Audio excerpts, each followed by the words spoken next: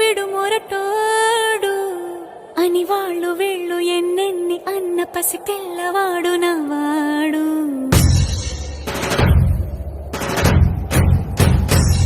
విడుముండోడు అని ఊరు వాడ అనుకున్న గాని మహారాజు నాకు నవ్వాడు.